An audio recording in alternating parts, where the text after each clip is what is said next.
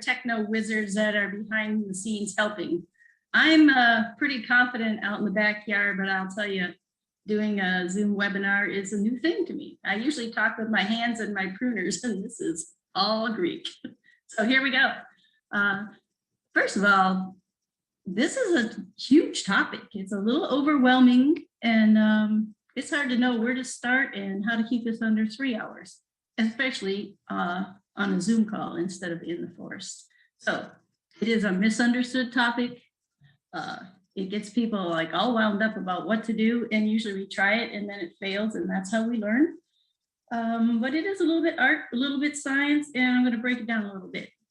And I will start talking with my hands at some point, and I'll apologize in advance. See, we're going to put a little light on the subject. So why are we? There's usually something going on that tells us we need to, whether we've had a disaster with tree fall, or we moved into an overgrown place like this one on the picture, or sometimes you just need to shape things up after a couple of years, or you need to prune out disease. All of those are good and able reasons, and that's why we do what we do. There is a golden rule, and of course, just like the English language, there's 5,000 exceptions to the golden rule, but the basic one is, if it blooms in the spring, we're going to prune it after it blooms. So think about what's coming up soon. Azaleas, things like that. Hydrangeas, that's a different topic. But if it's blooming in the spring, we want to prune after it finishes blooming, so it has time to set those buds for next year. Now, if it blooms in the summer, think butterfly bushes, Crape Myrtles, roses. We want to prune those when they're dormant, so late winter, which is about right now. So those are the golden rules. There are exceptions, and if you just can remember the time of year something blooms, that'll help you know when you should prune it or not. So how you prune, you ask? Well, first, I'm hopeful I never have to prune an elephant, but this is one of the many styles. There are styles of pruning. They're used for different reasons. The shearing and heading, I'll get this all mixed up because I get talking too fast. If you're shearing like this elephant, you're basically tip cutting it. You just want to get a flush of growth on the outside. Heading would be the same, except usually we talk about that with bigger shrubs, and you're taking the top off or the sides back so that you can increase growth. Thinning is what we prefer to do most of the time, because you're taking out specific branches. You're trying to open up that shrub to get a little air in there, a little sunlight in there, and keep some of the cooties away. And also kind of clean the structure of the plant up and keep it looking as the plant should, instead of like a bowling ball or a mushroom cap. I skipped pinching on the top there. Pinching is just as it sounds. I refer to gardenias for that. A lot of times after a gardenia blooms, I'll go pinch the tips of it out, and then you get twice the blooms for the next bloom round. So pinching is exactly how it sounds. Renewal pruning is when things have gone way awry, like you can no longer see out of the dining room window. You probably need to do some renewal pruning. And that means really either cutting it off at the base and letting it regrow, which could take 2 or 3 years, or a rejuvenation where you take out maybe a third of the stems all the way to the ground, let the plant respond, and then the next year take another group out, and then the third year take another group out. And over the course of 3 years, you can hopefully get everything to respond and be beautiful again. Doesn't always work, but usually it does. This just shows a little about what heading back is, where you've taken the top back and certainly cleaned out the inside with all the little broken twigs and maybe diseased pieces, and try to clean up the shape of the plant and get the height under control.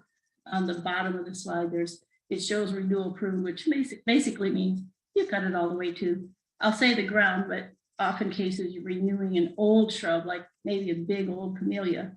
You won't cut it at the ground, but maybe 12 inches up.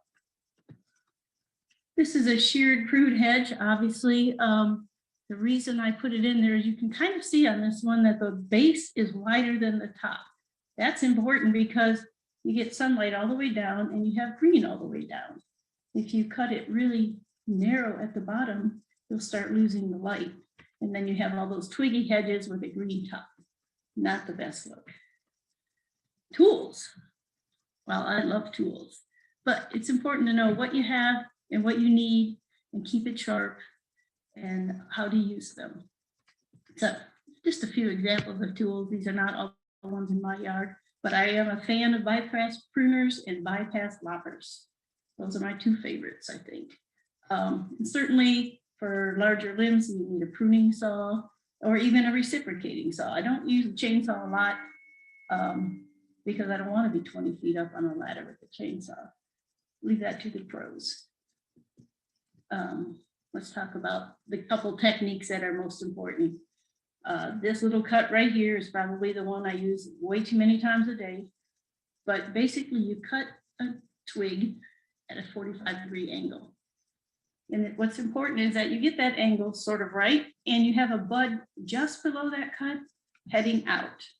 And the reason is you want that growing to the outside of the plant, because part of what we do when we prune is take the inside, crossing over pieces out. So if we make this angled cut and keep a bud facing outside, that's how that next branch is going to grow, and that's a good thing. I have pictures of some of the bad choices. It shows too high, too low, too this, too that, but on the bottom, once again, see that angle cut with a bud facing out.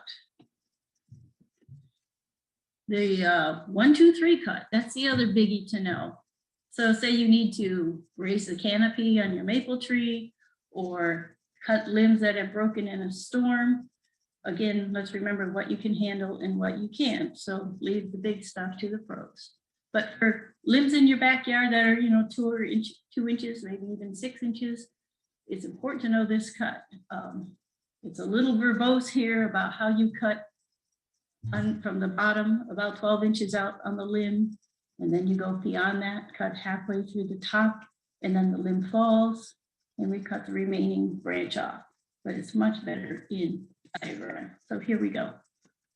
If you go out about a foot from the trunk of the tree and make your first cut, if you cut from the bottom, make that cut part way up, and then make your second cut farther out from that. What that does is help drop the limb where you want it, first of all. So sometimes you save your own skin that way. But also, and more importantly, it drops that limb without tearing apart this trunk. Because if you just cut right here, it's probably going to peel the trunk of the tree right down here. And so once you've done that second cut, you now have this stub sitting there. So lastly, you cut straight down at the branch collar. Not inside. See that little curvature of that scar? That's not what not to do. Always cut just straight down and drop that stub off. And even when we're talking about the smaller shrubs in that 45-degree cut, I try to cut, when you're cutting branches off, cut back to something. Don't just leave all kinds of little knobs around. Then a few of the other basic rules. You can take generally a third of the plant mass off without doing any damage. I try not to do it in the middle of July and August here, but most of the time you can do the pruning, hopefully at the right time of the year for that plant, and nothing bad will happen. The time, of course, as we spoke about, is important, depending on the bloom time of that plant. And then remember, you're pruning it, you are giving it a wound. It's going to respond because it's like, oh my gosh, what happened? So it's going to go crazy and send out those growth hormones. And most of that's going to happen about 6 or 8 inches below the cut. So when you decide you're going to cut your boxwood hedge or whatever it is, your ligustrum, just remember when you cut it at one spot, it's another 6 inches below there where the new growth starts. And that's important to know for planning how high or low you want this to be. And stay safe. Be careful about the ladder and the tools. If you're going to use all these fancy tools, make sure you know how to use them before you do anything crazy. And I think I didn't mention, and I probably will mention it 16 more times, when we prune, there's kind of an order of business. We're going to take, the disease, the damaged, the disformed, the wild ones. We're going to take that sort of stuff off first, and then start working at the structure of the plant. And there'll be more about that in a minute. Clean tools, that's a biggie, especially with roses. I take a spray bottle with a bleach solution, alcohol or peroxide, or just a tub of wipes if you're traveling around and you have it in the back of your truck. But I will tell you, after every rose I prune, I wipe the cutters. And that's really important because spreading cooties is just not good. All right, so what about the plants in your yard? That's really what you're here for, and I know that. And we can't do a two-way conversation necessarily right now, unless of course you use that chat box. But there are general groups of plants in the yard that people ask about over and over again. So I'm going to try to cover it as best I can. I'll try to slow down my speech a little and we'll get through this. But remember, if you have questions about certain things in your yard, feel free to chat to us about it. All right, here's some hints. I know that rose is not in my yard, but I wish it was. Crape Myrtles or Crape Myrtle. That's a biggie and a common one. So this example shows a really pretty little young-ish crepe, and this is how they typically bloom. A whole bunch of foliage, a bazillion flowers, and every flower is at the tip of a branch. That's important to know because this is what happens when you murder it. This is one way of pruning, and this has been the way along freeways for as long as I've lived in Georgia, I think. They cut them off, they become knuckles where they've been cut repeatedly at the same spot, and that's what happens. It doesn't make them bloom any better, but it makes them look a whole lot worse. And over time, this is gonna become a problem. There's another method, the chainsaw whack. Again, nothing good is gonna happen out of the tips of these. So I would avoid the chainsaw massacre. This shows a tree form that's probably 12, 14 years old. So it's a pretty sizable tree. And when we prune them in a tree form, a natural tree form crepe is usually a vase shape. When you prune it, I call it the ice cream cone. That's what I'm looking for. But just as with other plants, crepes will start sending suckers up. They're really notorious for that. In fact, cut the suckers off first, start up the trunk and cut all the little willy-nilly, filly-nilly tiny sticks. That's a scientific term there for you. And then as you head up, a lot of times there's one or two major forks. And the whole idea is you want to cut back from the top where the twigs are maybe the width of your gloved finger or so. And then get down, walk back, and look at it, because the right side being 2 feet lower than the left side is never a good thing. So with all pruning, take a few cuts, get up, stand back, admire your work, and then go fix what you messed up. This whole ice cream cone look is kind of what you're looking for, and as well as keeping this middle opened up, because you've all seen the crepes that have all kinds of black crud and lichen and things like that, and keeping them open and clean does help prevent that. All right. Next, hydrangeas, probably the scourge of the universe when it comes to pruning. And I started pruning in Georgia because of these. I moved from a really warm temperate spot and to a different warm temperate spot where things don't grow the same. And I immediately pruned all the flowers right off for a whole nother year. So with hydrangeas, there are 5 major groups. We'll talk about those in a minute. And you don't have to know everything about every group. You need to know kind of what it is in your yard and how it grows, because that's how you learn when to prune it or not. So I will probably go back and forth a little with these slides. These are the 5 main kinds, and I'll skip all the fancy words, but basically the big leaf hydrangeas are like the Nico Blue, the new Endless Summer series, and so many more. The big blue ones next to Grandma's farmhouse, those are all big leaf. I think there's a picture of them right there. There you go. That includes the lace caps. The smooth arborescent style, that's Annabelle, Invincible, and all the other bells. And the panicles are the ones with the cone head flowers. So on the left, there's the I don't know if that's Invincible or Annabelle, I guess, with the smooth leaves. They grow tall and beautiful, and if you haven't had any hydrangeas, those are very easy because they grow on new wood, so they almost never freeze out. On the right are panicles, and that would include limelights, little limes, pinky winky, things like that. And then the oak leaf, I'll show you that in a second, and the climbing hydrangeas. So the big leaf, they bloom on old wood. What that means is in the spring. So right now, when you're out cleaning things up, you're welcome to clean up broken twigs in the center of these plants, but don't cut those tips that are all kind of purple on the end right now, because that is where the flowers are coming from this year. Just let them go, even if they are too tall or too short or too whatever. Let them go, let them bloom.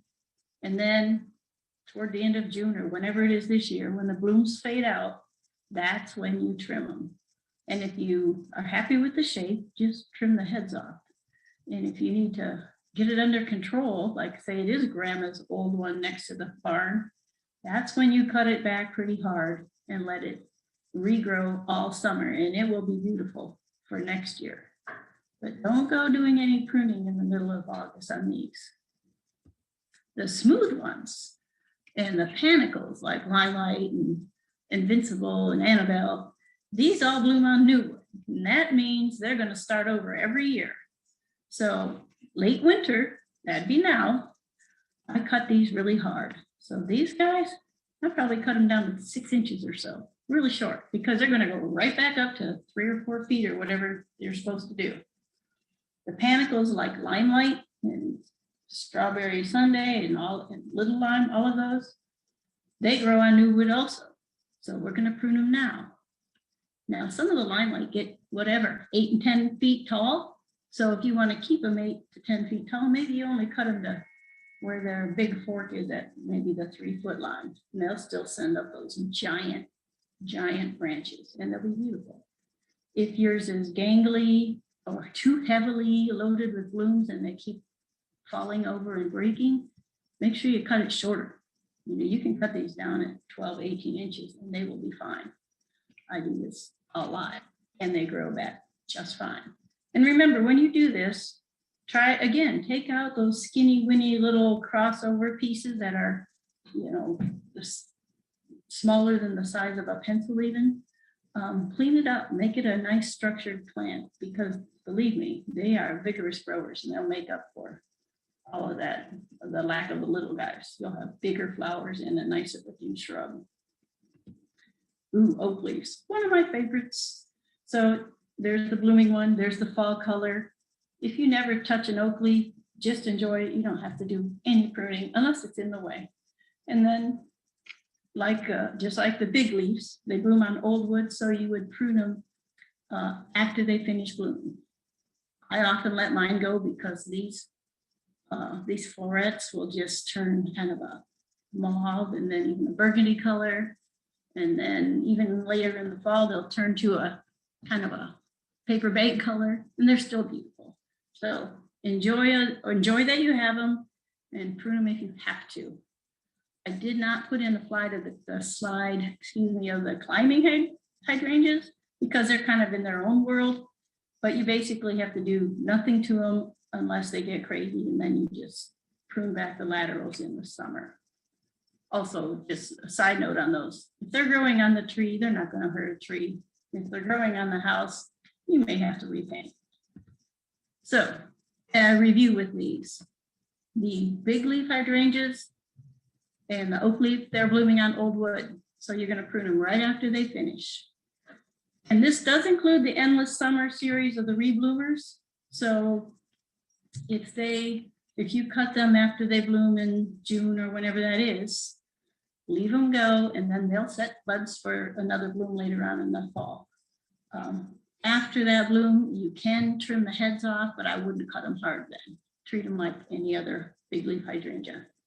The smooth and panicles types, Annabelles, Limelights, etc., bloom on new wood.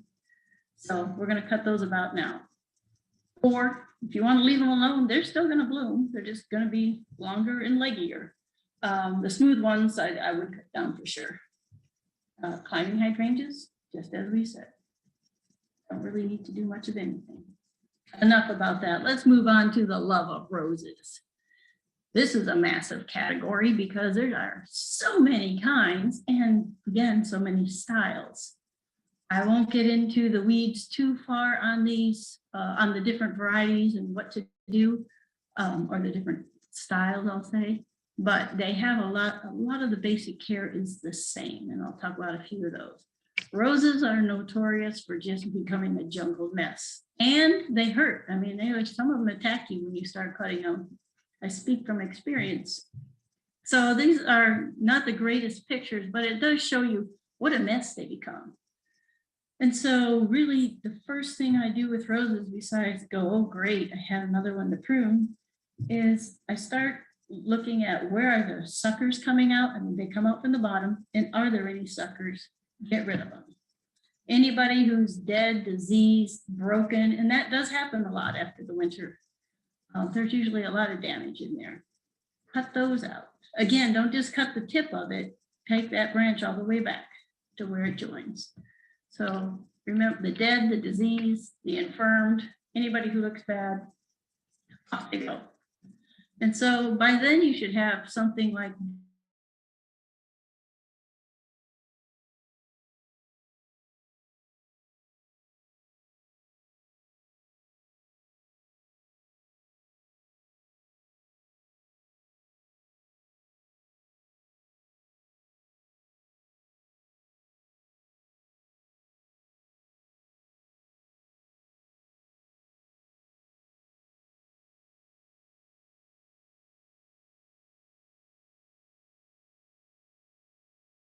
this kind of a openly shaped plant, not a bunch of stuff going on in the middle. So we now have airflow, sunshine, and the ability to grow. And remember, all those cuts we did at an angle with the outward facing bud, because we want this growth to go this way, not this way, because that would just give us more to clean up later. So we want to keep that growth going on the outside and keep that air coming on in the middle.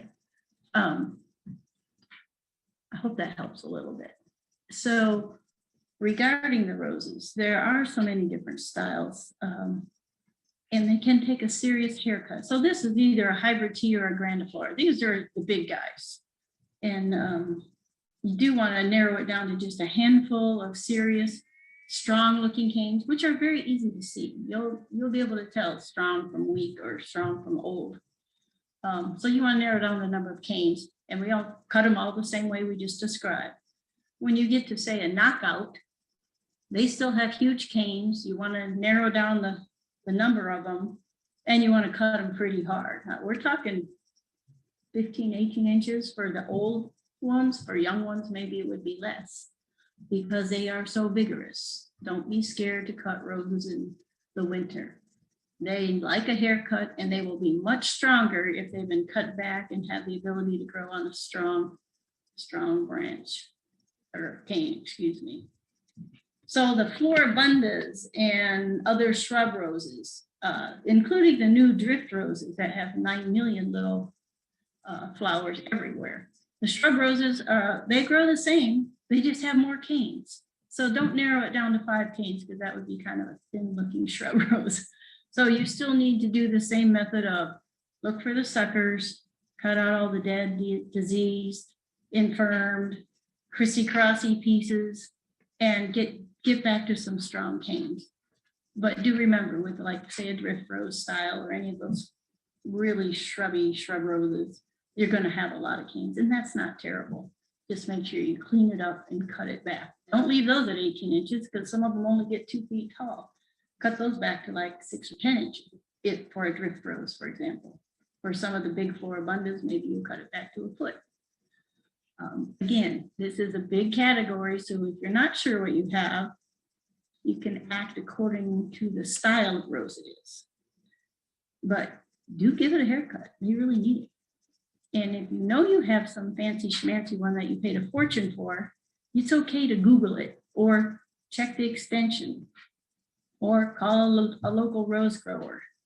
But find out if it's a fancy one and you spend a lot of money, let's make sure we are pruning it correctly. All right. So this just shows winter pruning for climbing rose. I did one of these yesterday. It was, I think, the same variety, a New Dawn, and I will tell you, they attack you on the way by, because by the time it gets to this stage, there are a lot of branches, a lot of lateral branches, a lot of flowers. So in the winter, you do that same thing, cut out the wild crazies, the skinny little ones, they all crisscross on the bottom. That's hard to decipher, but again, get down to a handful of really strong canes and then kind of retrain it. You'll have to, start cutting one at a time, retrain the limbs a little bit, get it anchored, and then you can take back the height and things like that. In the summer, the deadheading on this, I'm glad I don't have to do this one. These all grow on lateral branches. So you have these main canes, and then you have all these little branches that come off. That's where the roses are. And after these bloom and the thing is wild and crazy, you cut back those lateral branches, because then on some roses, you'll get another bloom. And some roses, you'll just be glad you did it because it can't attack you on the way by. And so this is pretty basic for roses, but again, there's a lot of information out there if you need to know specifically what to do with yours. And at the end, I know all the resources listed, and you can certainly email me. All right, another category, Japanese maples. Oh my gosh, I paid a fortune. It looks like Cousin It. What do I do? Yes, you can prune it. Yep, you can kill it. Sometimes you have to prune them. Sometimes they're fine alone. And let's talk about, really, there's a couple basic goals, but it takes a lot of patience. So this is something where you take your time, be patient, try it, but don't go crazy and completely wreck the form of your Japanese maple. And if you planted one last year and it's all little string beans, you probably don't need to prune it at all, because Japanese maples, those branches will get thicker next year. So patience is the virtue for cutting and just waiting for it to grow. This guy, gosh, I wish it was in my yard. I have a picture of this on my wall, actually. And I'm just showing it to you because of structure. This is what we strive for with Japanese maples. This is why people pay way too much money, because we love them. And look at that structure, it's cool. Now this has been pruned for years and years and years to show off, its fancy network of branching. But on the outside, it's still pruned in layers. I'll show you what I mean, kind of. This picture is not the best, but we have two styles, uprights and the weeping, generally. So when you're pruning an upright, you're still looking for a layer of fans. Basically, your branches go out, and you want to strive for kind of a fan look, because you want to be able to see the structure inside, and you want to also have some airflow and sunlight in there, so that you don't end up with just an outside shell of leaves and nothing else going on. It's easier said than done on old ones, but keep in mind, just like when I talked about with the crepes, you want to thin evenly. You want to look at this side and you want to look at that side, and you want to get off your ladder and go back and look at it from the front, the front of the front yard, so that you can kind of keep those fans growing in a whirl sort of evenly. And it's all about layering, just like I guess in hair. I don't know, I don't do hair, but you separate those layers so that you can see the branching. But you want the leaves coming out all the way to the tips, but you still want to see the layers, a little layering in between. That's why I keep referring to as fans. And you can go in there and cut back to a branch or cut back to a branchlet.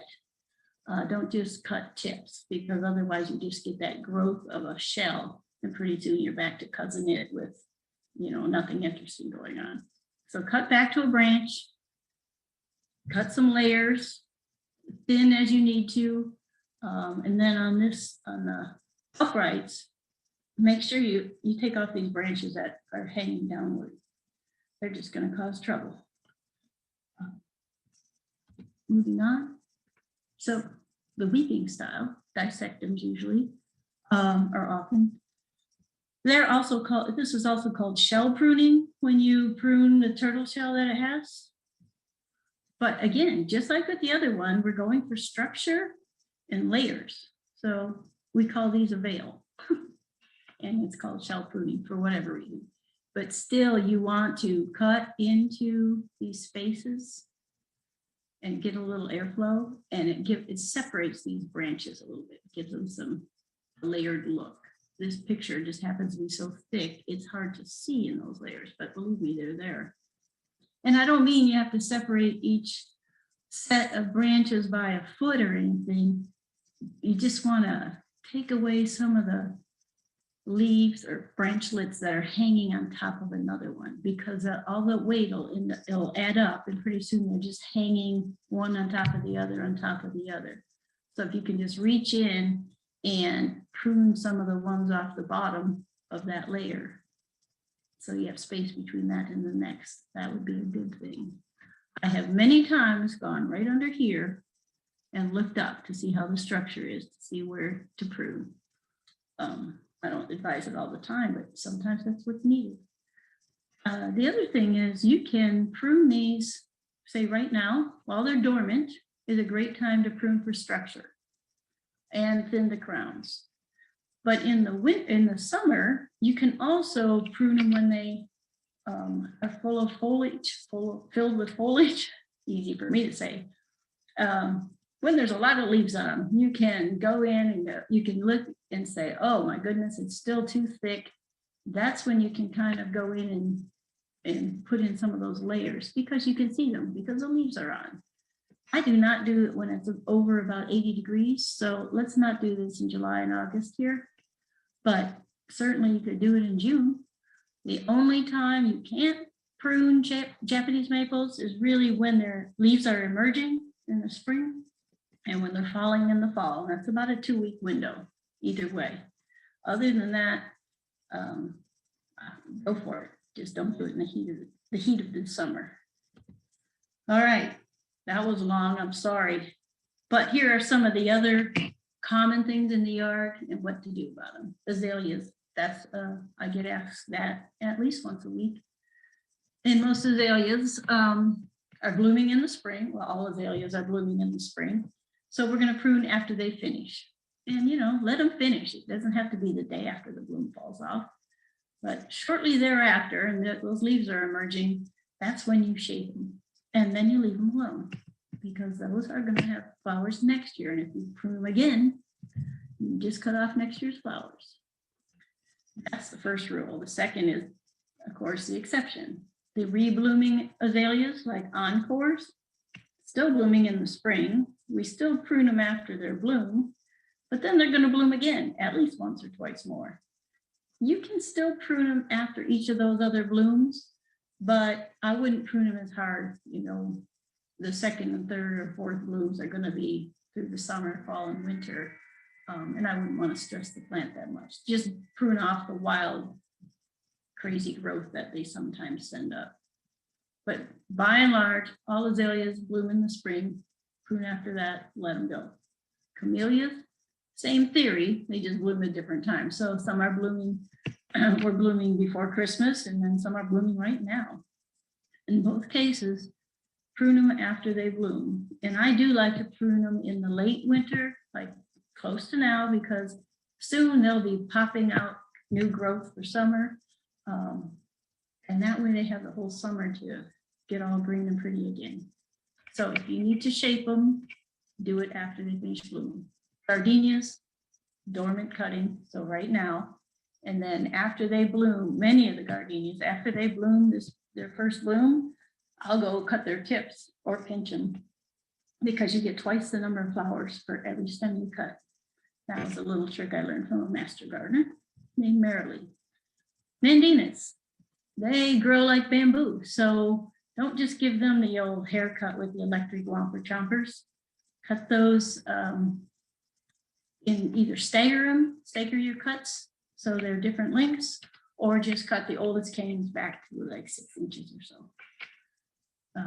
Spireas, I mentioned them because there's different styles. The old school kind that bloom really early, like Bridal Veil, for example, which is a Van Hout.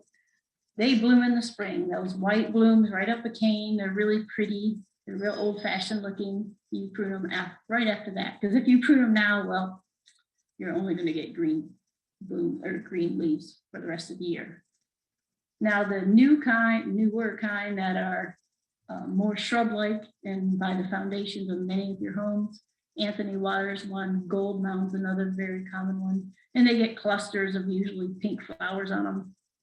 Prune those now when they're dormant, because right now they have no leaves and they just look like little stick bushes and you don't know if they're dead or alive. They're usually alive. Go ahead and whack those now, and then they'll come out really flushed with pretty leaves and hopefully controlled growth. The conifers. What about the conifers? Oh my gosh, there's another topic that's treacherous. So I don't know how many of you have leylands in all the wrong places, but there are a lot of them in Georgia.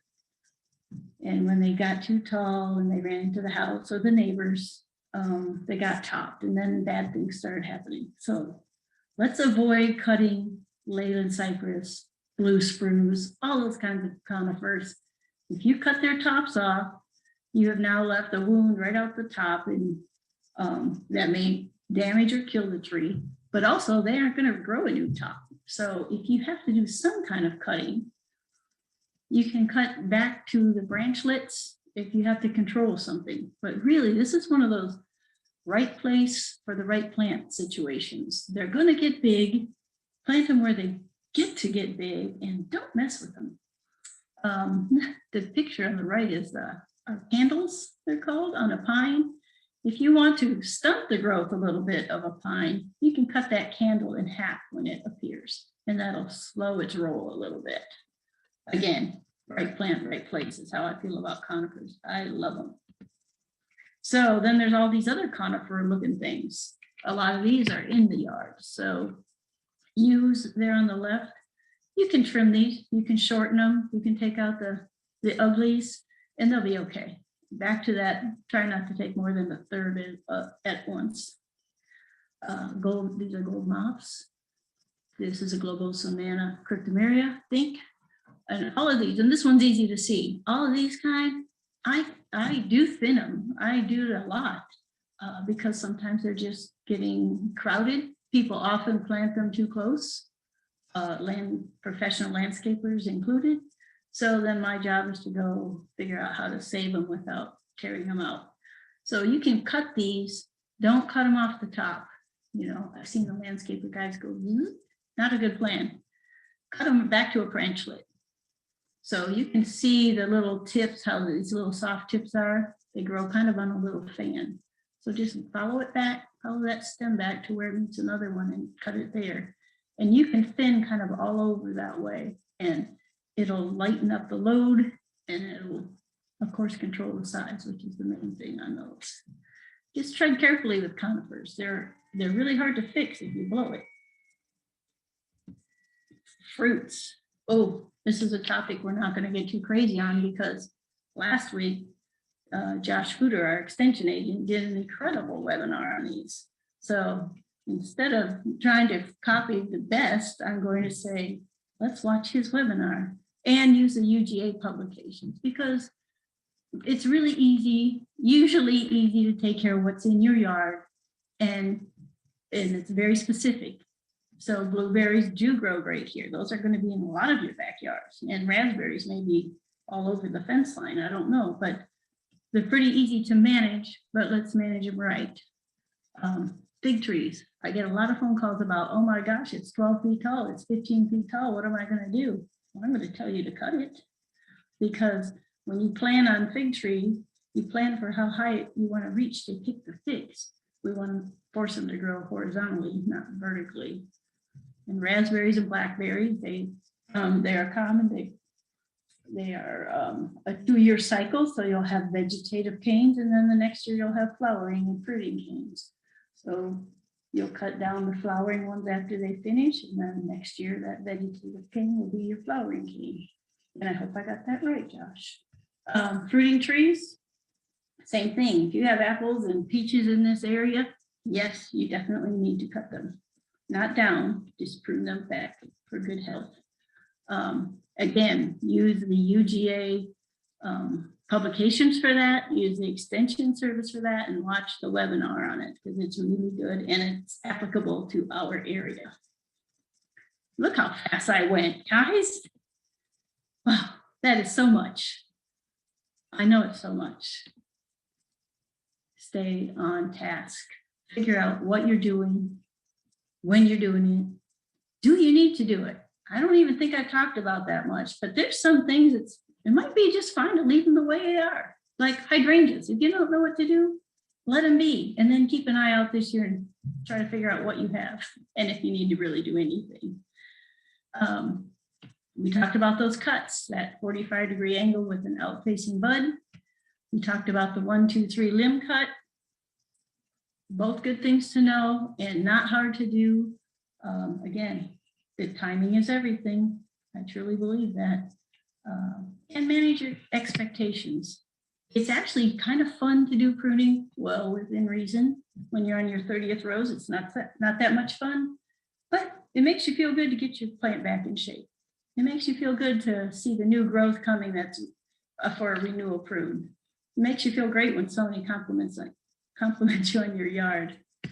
But if you're in over your head, if you have that Japanese maple like that first picture, maybe call a professional.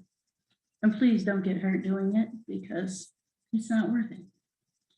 And finally, there are so many rules and there are so many exceptions and there are so many cool plants here. It's okay to cheat. There are all kinds of resources, the UGA publications, the extension. Walter Reeves has a great website you could use. You can certainly email me. I'm there. I'll answer anything I can. I'm going to back up. I'll bet you have questions. Okay, so I do have this rose in my yard. If you have questions, use that chat line or email me or whatever works for you. I am so glad you took the time to tune in today. I appreciate you listening to me. I'm not good at this. I'm new at this, but thanks again. I appreciate it. Hey, Susan. Yes, sir. One thing that I see as a common landscape issue, and you sort of mentioned it in that, some plants, if we don't have to prune them, maybe we shouldn't. But a lot of times I see maybe the wrong plant planted, especially maybe around the foundation of a home. Can you talk about the importance of choosing the right plants for size control and things like that? Sure.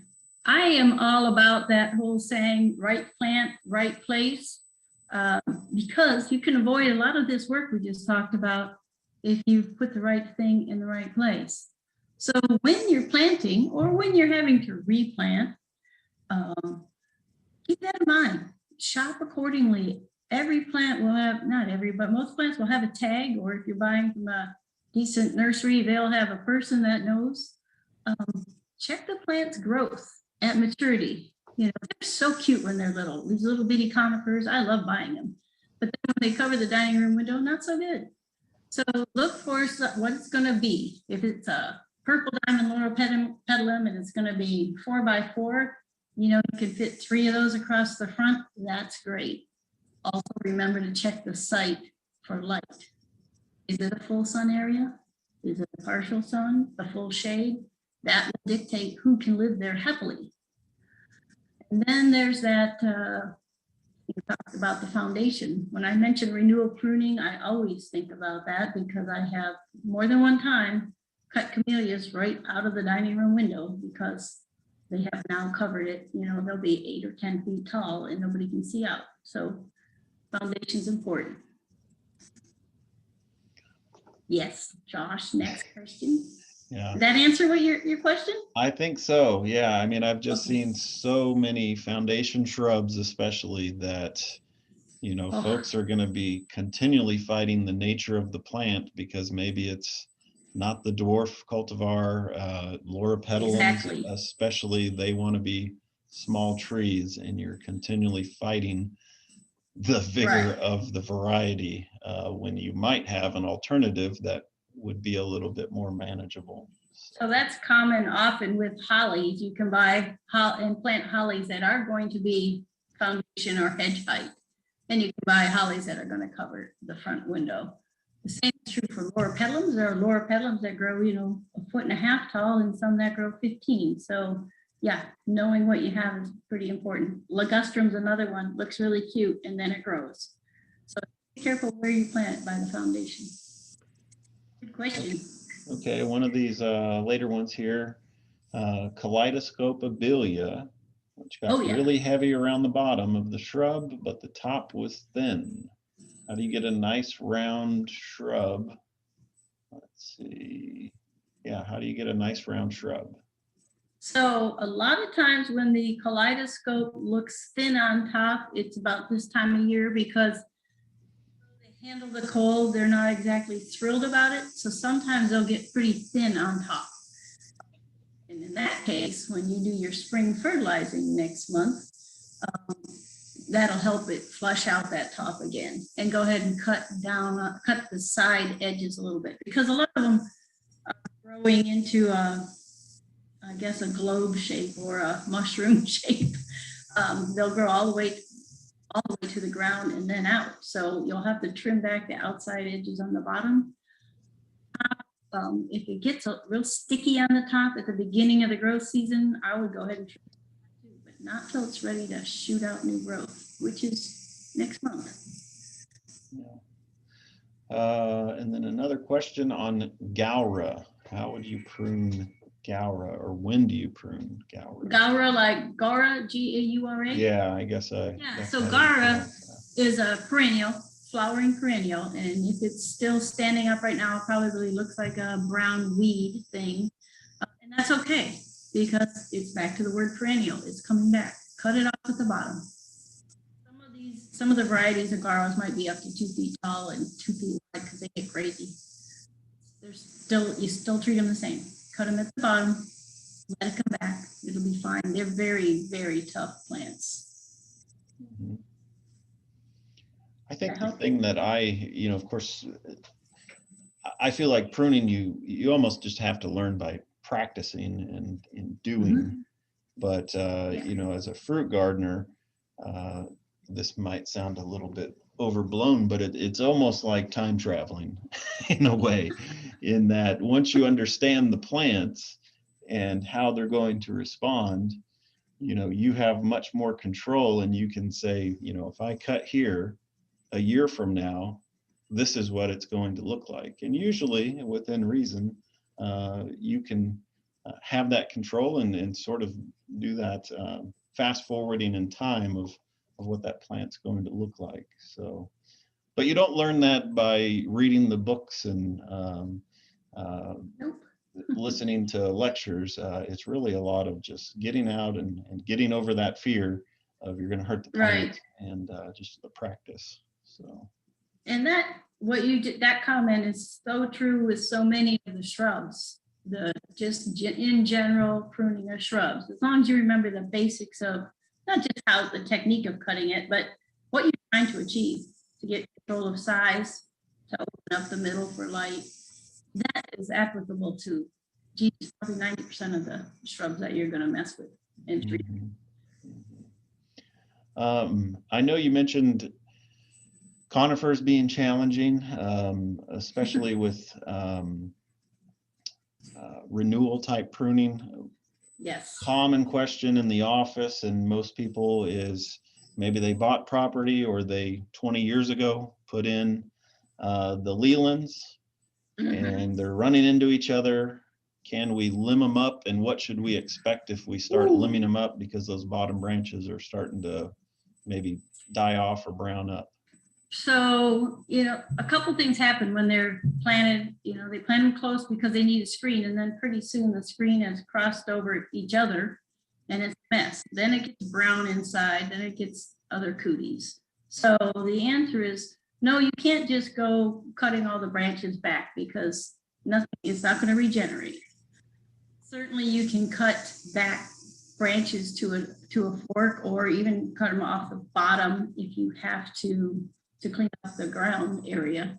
But leaves, if they're that packed and they're crossing over each other, well before it gets to that stage, cut out every other one. They sure don't like severe haircuts.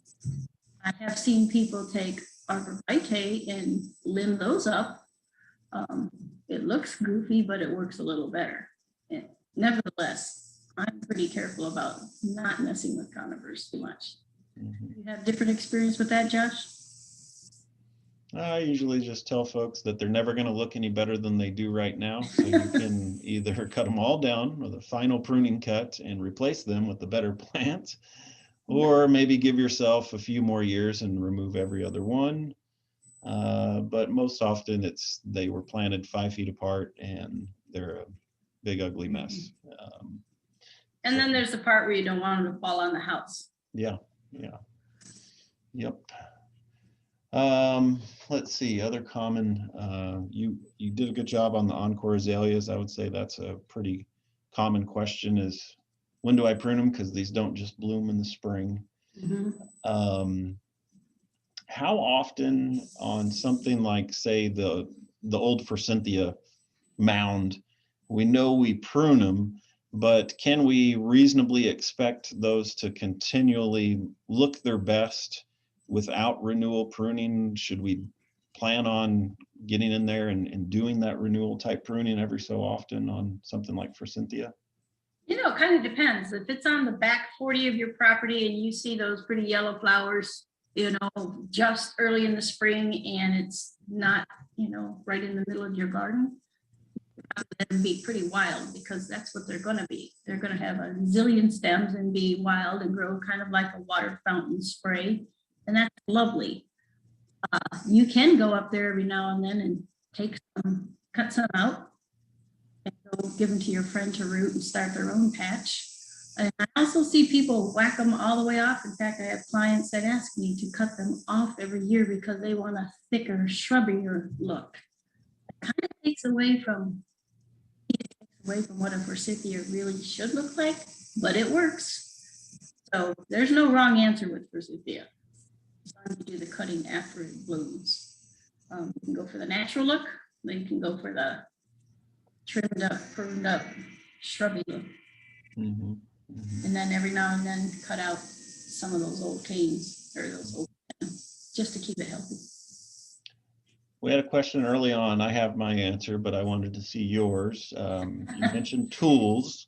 Yes. And what are the best one? Of course, we're not going to say go buy this brand, but what are your thoughts on I have favorites. The main tools to have if, you know, say you only have the budget, I or skimmed over that. One or two. Sorry. I skimmed over that quickly because I thought people might be bored with me showing a picture of tools. However, I do have favorites. I love bypass pruners and I love bypass loppers for most of the handwork. And I have the little bitty nippers that, as long as you have really sharp ones, those are great for when you're deadheading roses and little gardenia tips. But for regular pruning, bypass pruners, bypass loppers, if it's big limbs, reciprocating saw for sure, because it's way easier for me to manage than a chainsaw. And I have a hand pruning saw for tree limbs that's not electrified or battery powered. It's hand powered or elbow grease powered, and it has a little curvature on it. That's great. I love those too. The pole pruners that you have to use to snap the branch up at 20 feet, not my favorite, but I use them reluctantly if I have to. What are your favorites, Josh?